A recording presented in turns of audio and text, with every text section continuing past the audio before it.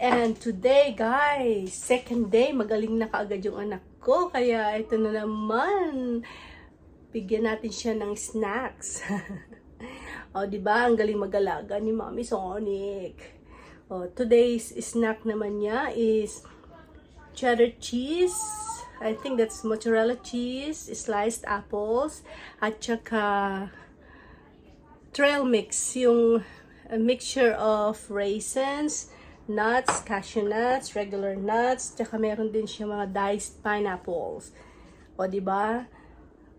And today, guys, second day, magaling na kaagad yung anak ko. Kaya ito na naman, bigyan natin siya ng snacks. O, diba? Ang galing mag-alaga ni Mommy Sonic. O, today's snack naman niya is cheddar cheese. I think that's mozzarella cheese, sliced apples,